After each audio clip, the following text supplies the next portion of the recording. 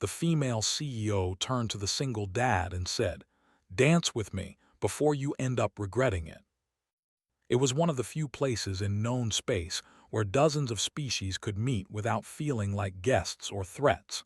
The air was carefully balanced. The lights shifted slowly to please different kinds of eyes. Even the floor adjusted its gravity in small zones so no one felt uncomfortable.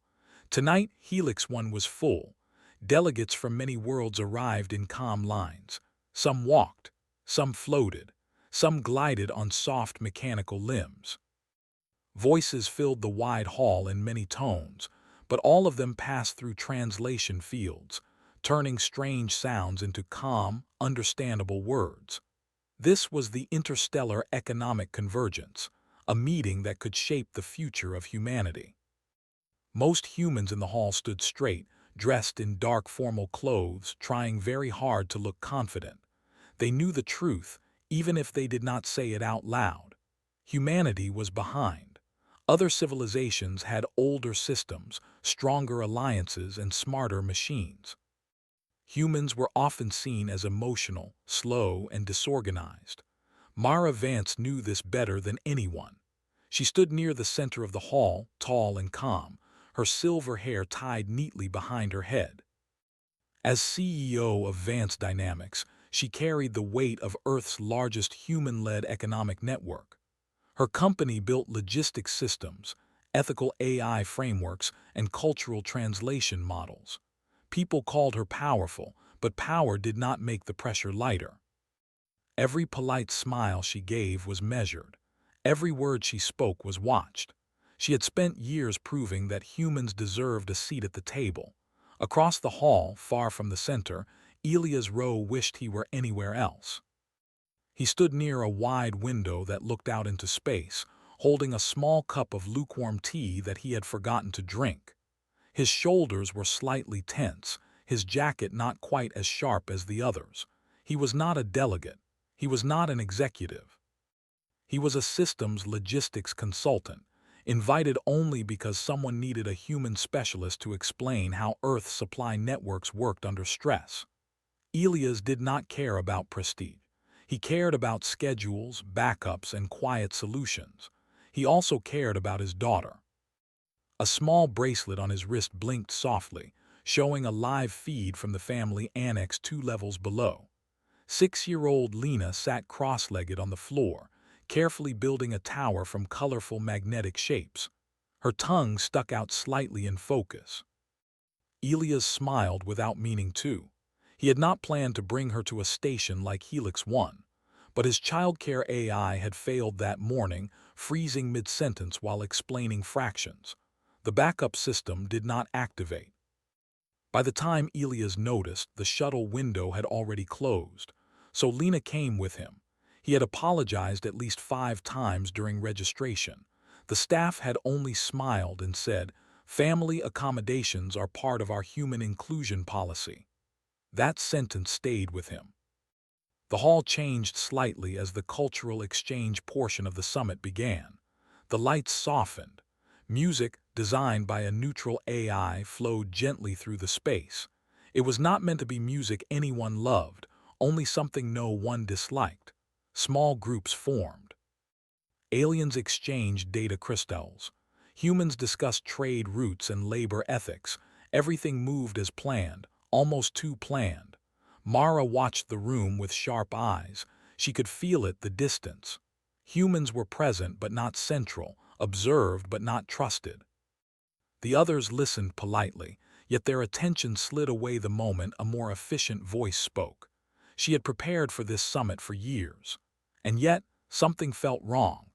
Her gaze drifted toward the edge of the hall, where she noticed a man standing alone by the window.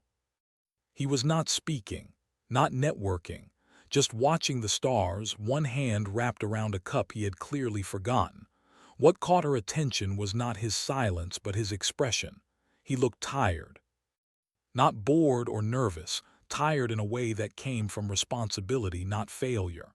His eyes held care, not ambition, and when his wrist bracelet blinked, his face softened instantly. Mara recognized that look. She had worn it once, long ago, before the world had asked her to become sharp. Without fully deciding to, she walked toward him. Elias noticed her approach only when her reflection appeared in the glass beside him. He straightened slightly, heart skipping a beat as he recognized her. Mara Vance. He quickly ran through his memory, trying to recall if he had done anything wrong. He had followed the schedule. He had submitted his reports early. He had not spoken out of turn. She stopped beside him, looking not at him at first, but at the slow curve of earth below. "Beautiful, isn't it?" she said. "Yes," Elias replied, his voice quiet. "It always surprises me, even after all these years." She turned to him then, studying his face openly. "You're Elias Rowe," she said. "Logistics consultant, adaptive systems." He nodded. "Yes, ma'am," she smiled slightly. "Please don't call me that. This isn't a courtroom." He let out a small breath of relief. "All right, Mara." They stood in silence for a moment. Around them the summit continued, structured conversations, careful laughter, controlled gestures. "You're not dancing," she said. He blinked. "Dancing?" She nodded toward the center of the hall, where a few delegates moved slowly in time with the neutral rhythm. It was less of a dance and more of a polite simulation of one. "I don't think that's for me," Elias said.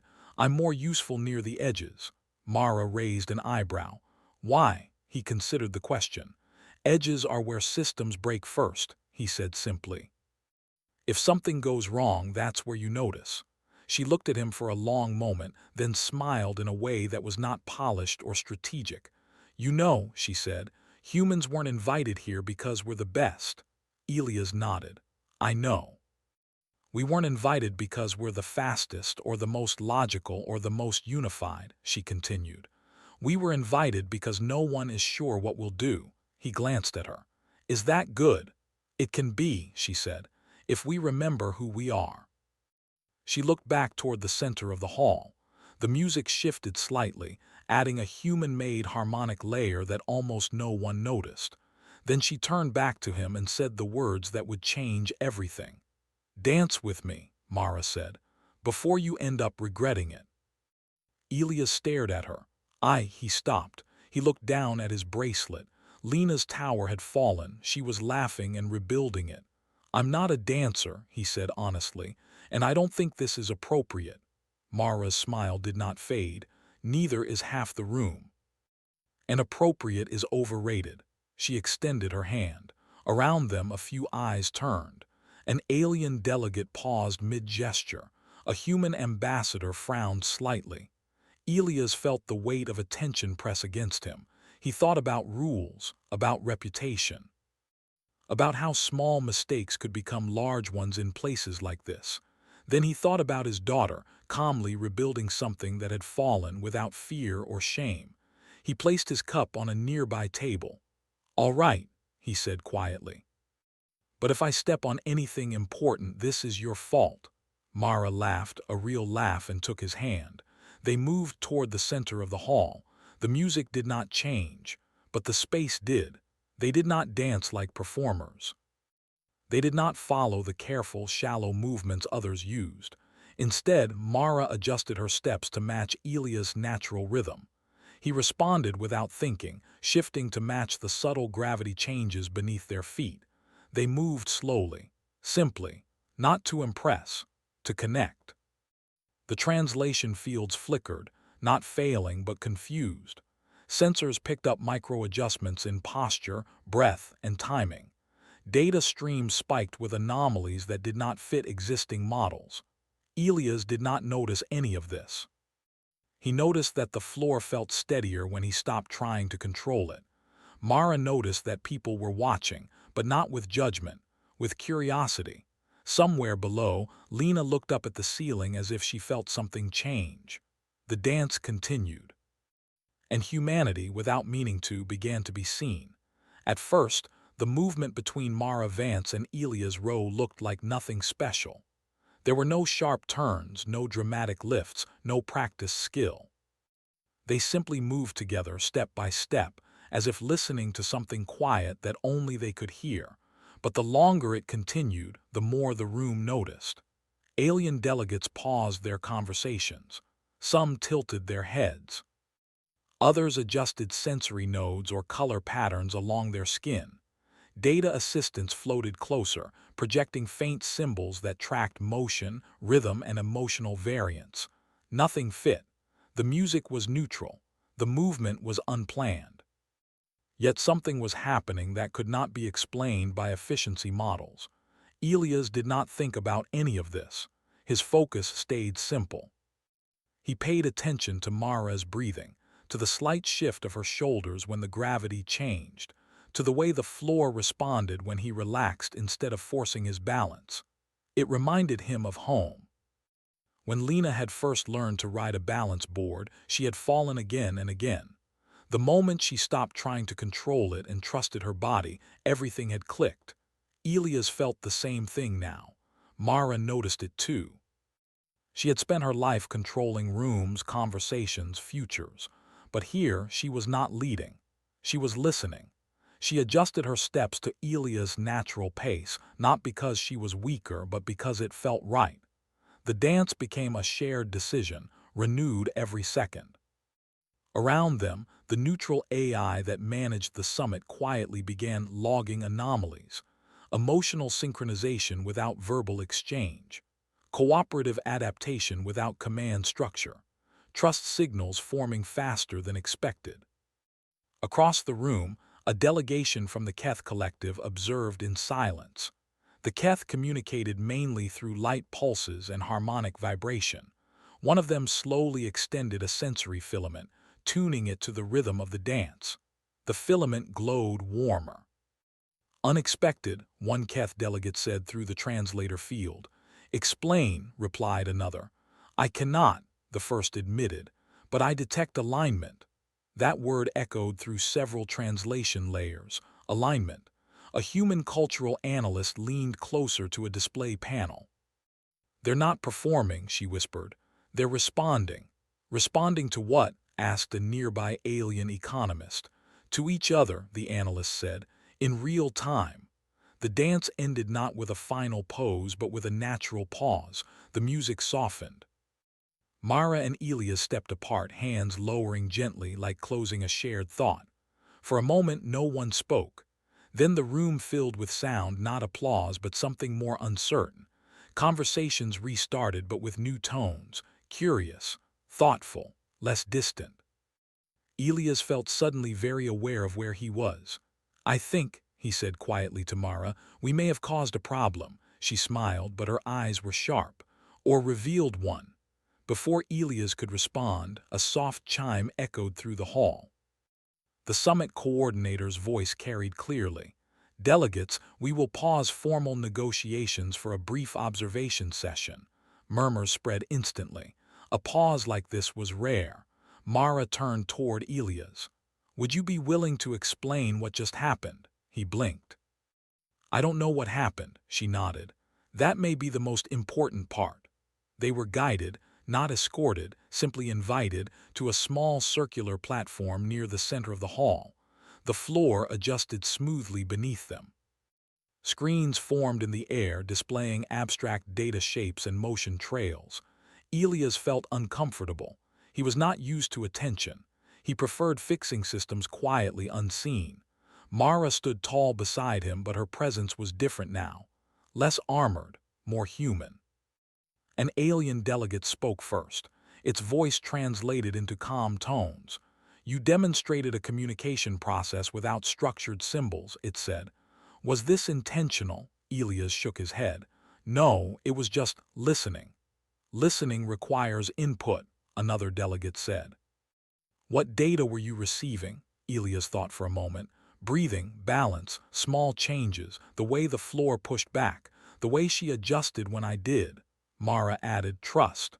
That word caused a visible reaction. Several delegates exchanged signals. One human ambassador leaned forward, surprised. Trust is not data, said an alien analyst.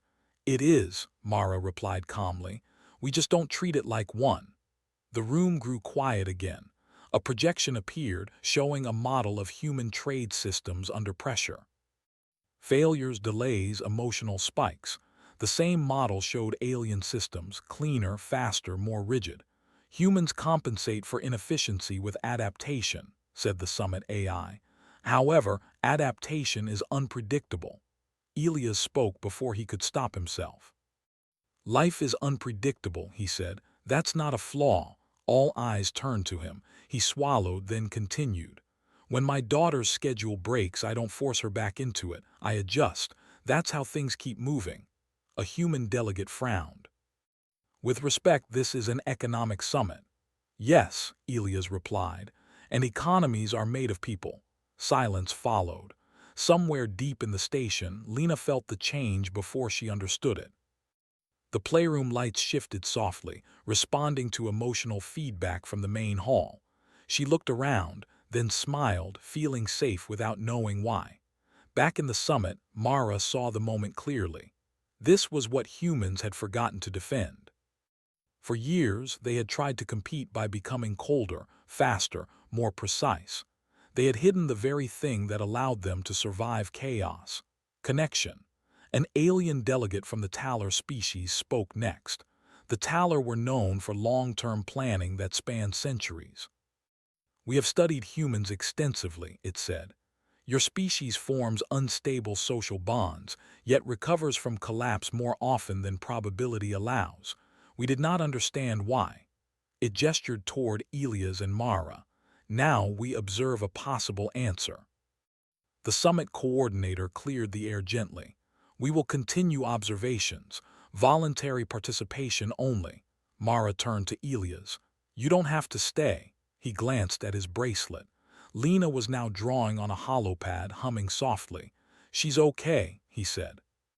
And maybe this matters, Mara nodded. It does. They spent the next hour answering questions, not with speeches but with examples. Elias explained how he designed logistic systems that assumed failure and planned for care instead of punishment.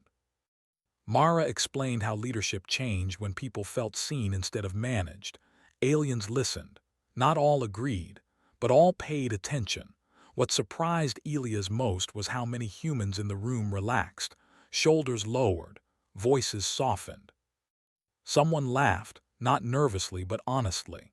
The Summit AI recorded a sharp increase in cooperative behavior. Eventually, the observation session ended. Delegates returned to their discussions, but something remained different. Humans were no longer speaking as guests. They were speaking as themselves.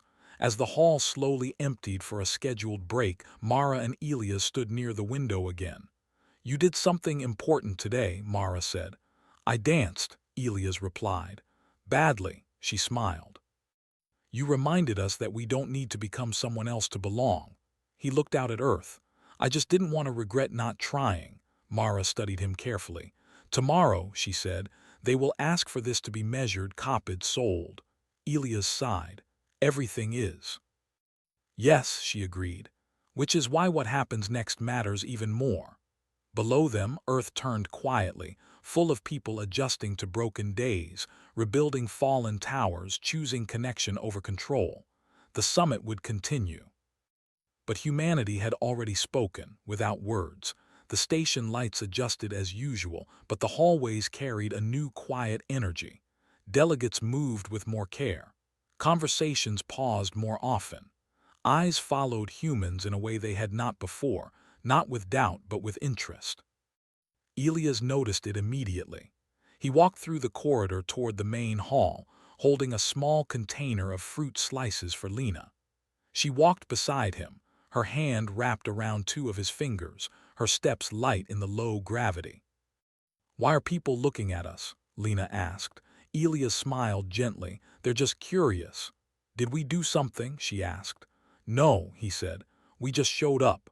She seemed satisfied with that answer and skipped ahead, then stopped to look at a large window showing the stars. They look closer today, she said.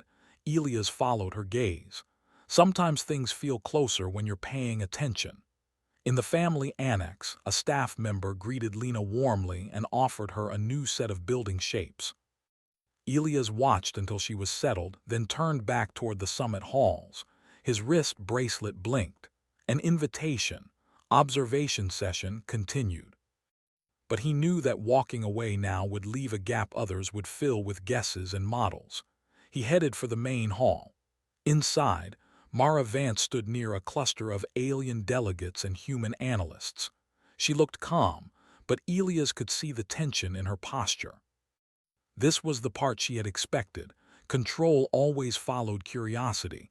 She noticed him and stepped aside to meet him. "They started early," she said quietly. "I figured they would," Elias replied. She nodded toward the center of the hall. "They want to understand what they saw. And more importantly, how to use it." Elias frowned. "That was fast." "That's how power works," Mara said. "It doesn't wait." The observation platform was active again. More screens, more data. This time, projections showed layered simulations, human behavior under stress, conflict resolution patterns, trust formation curves. One model stood out. It showed a simplified version of the dance from the night before, reduced into measurable inputs. Elias felt uncomfortable looking at it. An alien delegate spoke, voice smooth through the translator. "We propose a collaborative framework," it said. "Human adaptive bonding responses can be standardized into a transferable protocol." Mara folded her arms. "Standardized how?" "By identifying core variables," the delegate replied. "Movement synchronization, emotional mirroring, trust escalation triggers." A human analyst added eagerly, "We could license it, training programs, diplomatic tools." Elias shook his head before he realized he was doing it. "That's not what it was," he said. Several heads turned. "Explain," the summit coordinator requested. Elias took a breath. What happened wasn't a system. It wasn't repeatable on command. It worked because no one was trying to extract anything.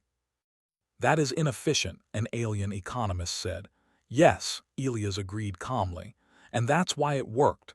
Mara watched him closely. She had spent years defending humanity with numbers and projections. Elias was defending it with something simpler: truth. An alien from the Talar species spoke again. "Your refusal to formalize limits scalability." Elias nodded. "I know."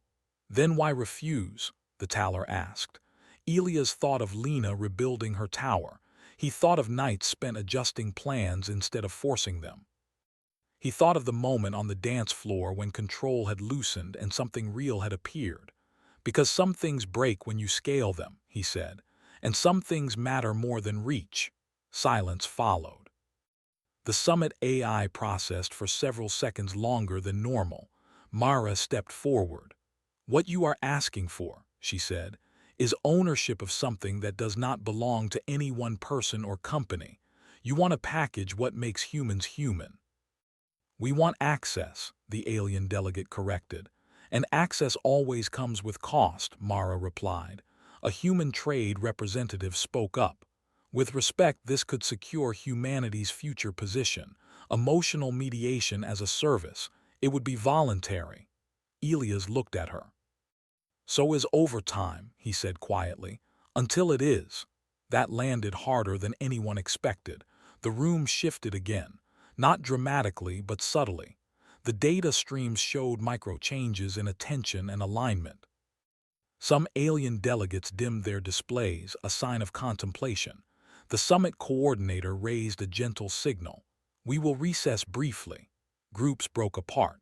Conversations restarted, but now they were sharper, more serious. Mara and Elias stepped aside near a quiet alcove.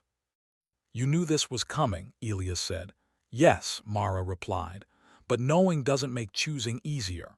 She leaned against the wall, something she rarely allowed herself to do in public. "They're offering stability," she continued. "Security, a clear role for humanity." "And a cage," Elias said. She looked at him. "Not everyone sees it that way." "I know," he said. "Some people are tired of uncertainty." "So am I," Mara admitted. For a moment, she looked older than her reputation. Less like a CEO, more like someone who had carried too much responsibility for too long. "Why did you ask me to dance?" Elias asked softly. She smiled faintly. "Because I saw someone who hadn't traded himself away." He nodded. "And now they want a price." "Yes," she said. and I'm the one expected to name it. Their conversation paused as a young human analyst approached hesitantly. "Ms. Vance," she said, "the Keth delegation requests a private exchange. Informal." Mara straightened. "Thank you." The exchange took place in a smaller chamber. No projections, no recordings. The Keth delegates adjusted their light patterns to a softer tone. "We do not wish to purchase your method," one of them said. Mara raised an eyebrow. "Then why request this meeting?" "Because we recognize something we lost," the Keth replied. "Long ago we optimized away spontaneous alignment. It improved efficiency. It reduced meaning." Elias listened quietly. "We do not want to repeat that error," the Keth continued. "But others will," Mara nodded slowly. "That is what worries me." The Keth's light dimmed slightly. "If you refuse to formalize, you will face pressure, marginalization, slow exclusion." Elias spoke up. "And if we accept, you will remain," the Keth said, "but changed." The words hung heavy. After the meeting, Mara stood alone for a while, staring at a projection of Earth. Trade routes shimmered across its surface like veins. Humanity stood at a familiar edge. That evening, Mara visited the family annex. Lena looked up in surprise when she saw her. "Hi," Lena said. "Hi," Mara replied, crouching to her level. "I heard you're a very good builder." Lena smiled proudly. "I am, but sometimes it falls." "And what do you do then?" Mara asked. "I build it again," Lena said, "but different." Mara nodded slowly. Elias watched from the doorway. Later, as they walked back toward the hall, Mara spoke quietly. "They want certainty," she said, "but certainty costs growth." Elias nodded. "And regret costs more." She smiled at that. The final session of the day began. The room felt heavy with expectation. Mara took her place at the center. "Humanity declines to formalize emotional connection as a licensed protocol," she announced calmly. "We offer something else." The room stilled. "We offer open cultural exchange," she continued. "No ownership, no enforcement, just participation." A human delegate gasped softly. Alien delegates reacted in waves of color, sound, and silence. "This is inefficient," an economist said. "Yes," Mara agreed, "but it's honest." She looked around the room. "We will not win by becoming less human," she said. "We will survive by remembering why we are." Elias felt a tightness in his chest loosen. The Summit AI logged a new classification. Human proposal, non-commodified trust exchange. Humanity had chosen, and the galaxy was watching. The day after Mara's announcement, the summit hall felt heavier, even though no one said anything aloud. Delegates moved slower, more thoughtfully. Humans were no longer just part of the background. Their choices had shifted the room's energy. Elias Rowe walked beside Mara, feeling it. Every glance from a distant observer seemed to ask, "What will you do next?" He hated attention, yet he could not avoid it. He carried a small case of charts, graphs, and schedules, not for the summit but for Lena's bedtime plans. Even here she was never far from his mind. "She'll be asleep soon," he said quietly, more to himself than anyone else. "I hope." Mara glanced at him. "She will be fine. And you will be fine too if you focus." He nodded but didn't answer. Instead, he watched the other delegates, aliens whose skin pulsed slowly, humans adjusting their posture, analysts whispering to each other. Some looked angry, some curious, some surprised. Mara led him to a small side chamber reserved for private discussions. A round table sat in the middle, smooth and unmarked. Soft lights bathed the room in neutral warmth. "They're coming," she said simply. Elias realized immediately who they were, the alien blocks that had been waiting for this moment. Representatives from the Talar, Keth, and one from a distant water-based species floated into the room.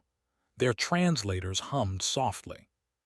"You have made a choice," the Talar began, voice low but clear. "We understand it is principled, but it comes at a cost." Mara met his gaze. "We understand." The Keth delegate's light pattern shifted slightly, almost like a sigh. "Humanity has potential for cooperation beyond what most species achieve, but you refuse to formalize it. That is unusual. It is also necessary, Mara said. Some things should not be measured, bought, or sold. Elias felt the truth of her words in his chest. This was not just about economics or power. This was about identity, about what it meant to be human. The water-based species added its voice, a soft echoing hum translated into sound. If you do not comply, your species will face subtle marginalization.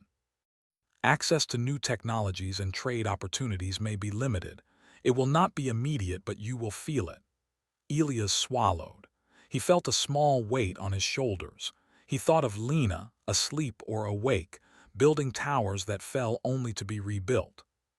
He thought of every human choice, every adaptation that no algorithm could predict. We know, Mara said calmly. We understand the consequences, and we accept them. The aliens exchanged glances. This was not the answer they expected. You may be brave, the Keth delegate said, but bravery alone does not secure survival. No, Mara replied, but it preserves the heart of a species. There was silence. Even the translation devices hummed quietly, unsure how to interpret sincerity beyond metrics. Elias felt his hand brush against Mara's. Not for comfort, not for performance, simply to connect. She squeezed briefly, acknowledging that humans often needed small anchors to face uncertainty. The taller leaned slightly forward. You could have chosen safety. There are programs, protocols, alliances, exchanges. They would have integrated your species fully into interstellar trade networks.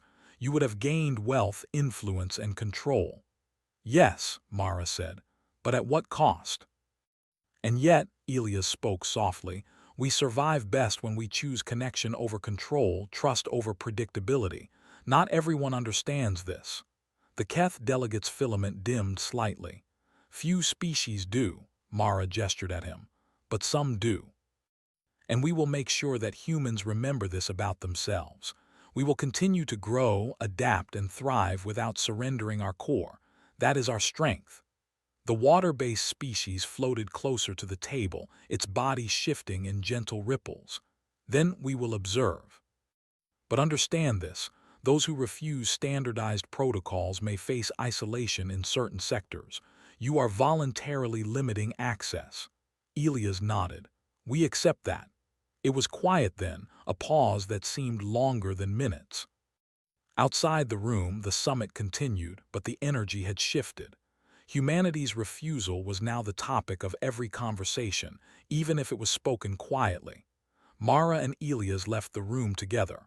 Outside, the main hall looked almost normal, yet Elias noticed subtle changes. Humans walked with a little more confidence, their movements less calculated. Aliens who had ignored them now paused to watch, curious. This isn't over, Elias said quietly. I know, Mara replied. It has only just begun. They walked in silence for a few steps. Elias' mind wandered to Lena. How would he explain this to her one day?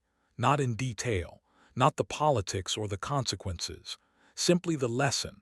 Sometimes doing the right thing is harder than doing the easy thing. Later, he found himself in the observation platform again, this time without Mara. He leaned against the smooth surface, hands in his pockets, staring at the patterns projected in midair. Data points glimmered like stars. They tried to measure what could not be measured. It frustrated him, and yet he realized something important. Humans were not invisible. Their choices, even small ones, could ripple outward. The universe noticed. It had to. Mara returned, carrying a small drink she had grabbed from the cafeteria. She handed it to him. You're thinking too much, she said gently. Isn't that my job? He asked, managing a small smile. Not tonight, she replied. Tonight, your job is to remember why we chose this, why we did not sell ourselves. Elias nodded, letting the warmth of the drink spread through his hands. He thought of Lena again, building towers from pieces that fell and rose again, each attempt more creative than the last.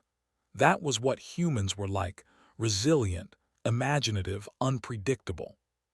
We'll face pressure, Mara said, Quiet, subtle, people will ask for compromise, for license, for ownership. It will come in steps, small but steady. Elias nodded again. We'll handle it, he said. You think so? She asked. I know so, he said. That night the summit ended with a gala. Not formal, not celebratory, just a gathering to mark the day's work. Mara and Elias did not dance, not in front of others. They walked among the delegates, smiling, nodding, acknowledging questions without giving answers. Lena was asleep in the annex, safe and unaware of the weight her father carried. For Elias, that was enough. Mara, however, felt the full weight. Every decision, every statement, every pause now had consequences. She had chosen the harder path for humanity, and now it was her responsibility to see it through. Across the hall, delegates whispered. Some were impressed, some frustrated. Some began quietly plotting what could be done to measure humans better, to predict outcomes, to control results. Mara knew that. Elias knew that. But neither flinched. Somewhere outside the station, the stars continued their slow, steady rhythm. Earth spun quietly below. And humanity, small and fragile, had made a stand. Not with weapons, not with force, but with choice. Elias glanced at Mara. Do you think we'll regret it? She smiled softly. Perhaps, but better to regret choosing truth than to regret selling it. He nodded, thinking of Lena. Thinking of every human choice that mattered more than efficiency. And for the first time that day, Elias allowed himself to feel a quiet certainty that whatever pressures came next, they were ready to face them, not as tools, not as data points, but as humans. That was the real strength, not the protocols, not the numbers, not even the power of the CEO's position. The quiet, stubborn, resilient heart of humanity, and it would be enough. The hallways were no longer just pathways for delegates, they were spaces of quiet anticipation. Humans walked with calm confidence, their steps measured but free, as though the burden of expectation had shifted from fear to choice.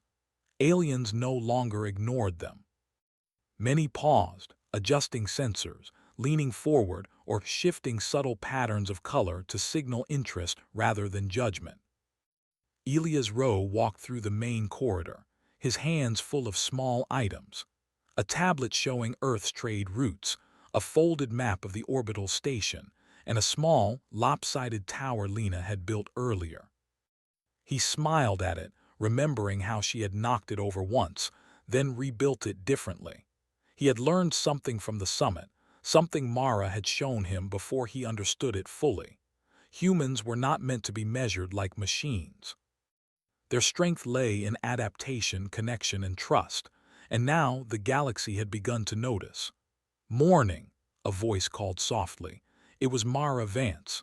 She walked beside him, holding a thin folder of reports that most humans would have found overwhelming. She seemed lighter than she had in the last few days, despite the weight of the summit still pressing in invisible ways. They're still talking, she said, even now. About us? Elias asked, raising an eyebrow. About what humans can do, she said, and what they won't trade. Elias smiled faintly. I guess that makes us interesting. Not just interesting, Mara replied. Necessary. The two walked into the main hall, now quieter than during the summit sessions. Hollow projections floated in midair, showing models of interstellar trade, logistics, and cultural exchange networks. Humans were no longer mere data points. They were part of the framework, though no one could reduce their value to numbers. Delegates from the Keth and Taller species were already present, whispering to one another in cautious tones. A water-based species hovered nearby, their fluid body patterns reflecting muted curiosity. Each group had been observing quietly for the past night, unable to take their eyes off the humans who had dared to refuse commodification. Elias felt a small shiver of pride. He had done nothing extraordinary. He had danced once, held his daughter's hand, and chosen connection over control. But it was enough. Mara stopped in the center of the hall. She raised a hand slightly and the room grew still. Even the ambient music softened, as if waiting for her words. Humanity has made a choice, she began, her voice calm but firm. We will not sell what makes us human. We will not commodify trust, care, or creativity. We will share it freely, not for power but for connection. A pause followed. Then, surprisingly, the delegates reacted, not with anger but with attention. Some nodded, some shifted color patterns, signaling agreement. Others looked uncertain, realizing the boldness of this decision. "You are taking a risk," a Taller delegate finally said. "There is no guarantee that your openness will benefit your species." "No," Mara replied, "but there is also no guarantee that selling it would help." Elias watched the patterns of light, color, and vibration that accompanied their speech. It was subtle, almost invisible to a casual observer, but he noticed how alien delegates leaned slightly closer, unconsciously mirroring his own posture. Humans were not the only ones who learned from trust. The summit coordinator spoke softly, carefully, trying not to interfere. "We will continue monitoring. The implications of this decision are unusual, but noted." Elias could feel the weight of the room's gaze. Every data analyst, every alien observer, every human delegate looked at them as if waiting for the next move. "You think they'll accept it?" he asked Mara quietly. "They have no choice but to," she said, "not because we force them, but because it works." Elias frowned slightly. "Works how?"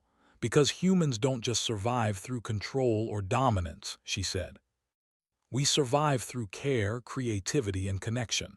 They can measure efficiency, but they can't measure heart. That is our advantage." He nodded slowly. "And Lena is a perfect example of that." Mara smiled. "Exactly. She rebuilds her towers without giving up. And humans do the same, every day in every way." The rest of the morning passed in an unusual calm. Delegates continued their sessions, but whenever they glanced at the human participants, there was a trace of curiosity, respect, and even admiration. Humans were no longer background actors in galactic affairs. They were now examples, quietly demonstrating a strength that no algorithm could predict. Elias finally stepped away to the observation balcony. He leaned against the smooth railing, looking down at Earth below. The continent seemed familiar yet distant, a reminder of home and all that they were protecting. He remembered the dance, the way Mara had looked at him, the way the room had fallen silent, and the way Lena's small, fearless rebuilding had mirrored what he and humanity were doing now. A soft voice came from behind him.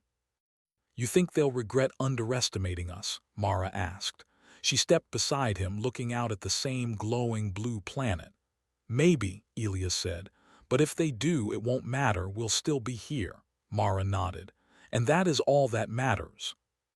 Later, the summit concluded officially. Delegates left in waves, some continuing quietly to exchange ideas, others leaving for their own planets. Human observers, for the first time, were no longer at the edge of the room. They were part of the network, though their true strength remained unquantifiable. Elias returned to the family annex, finally relieved to see Lena awake, constructing a new tower from colorful blocks. "Daddy," she called. "Look, it's taller than before." He crouched beside her. "That's amazing, Lena. How did you do it?" She smiled proudly. "I didn't worry if it would fall, I just tried." Elias smiled, heart full. "That's exactly what we did too." She tilted her head. "You danced, didn't you?" He laughed softly. "Yes, I danced." She giggled. "You were brave, Daddy." He kissed the top of her head. "And so were you." Meanwhile, Mara returned to her private quarters, reviewing notes and summaries of the summit. She smiled faintly. The human choice had caused ripples, small but growing. Across the galaxy, delegates would remember what it meant to choose honesty, connection, and courage over power and control. That evening, Elias and Mara met again at the observation deck. The station's artificial sun set slowly, casting soft golden light over the curved halls. "They will try to standardize it again," Mara said. "Somewhere, someone will attempt to measure trust or connection for profit." Elias nodded. "And it will fail." "Because it cannot be forced," Mara said. because humans can only offer it freely. And because people like Lena will keep building towers, Elias added, smiling. Mara laughed softly. Exactly. They stood together, watching Earth glow below, its cities sparkling in quiet patterns. The stars above seemed endless, each one a reminder that the universe was vast and full of possibilities. Elias took a deep breath. Do you think we'll ever regret not selling it? Mara turned to him, her eyes calm and steady. Perhaps someday. But better to regret holding onto what makes us human than to regret giving it away. He nodded. That thought felt heavy but true. For a long moment, neither spoke. They watched the stars, thinking of humans everywhere, building, connecting, failing, and trying again. That was the story of their species, and the universe was finally beginning to see it. Somewhere in the galactic network, aliens who had never understood humans began to share stories of connection, trust, and unpredictable courage. They began to realize that humans could not be reduced to numbers or licenses, nor could their strength be copied or sold. It was something alive, something vibrant, something distinctly human. Elias looked at Mara again. We did the right thing. She smiled softly. Yes. And the best part is it's not over, it's just beginning. Below them, Earth turned quietly. Lena's laughter echoed somewhere down the hall. A tower fell and rose again, in miniature and in spirit. And in that moment, humanity was free. Not because the universe had given permission, but because humans had chosen to be themselves. The stars outside seemed to shine a little brighter, as if in acknowledgement. And somewhere deep inside, Elias and Mara both understood. Sometimes the greatest victories were quiet. Sometimes they were small, simple, and overlooked. And sometimes they came from a choice to connect, to trust, and to dance before regret could ever arrive. Humanity had chosen its own path, and it was exactly the right one.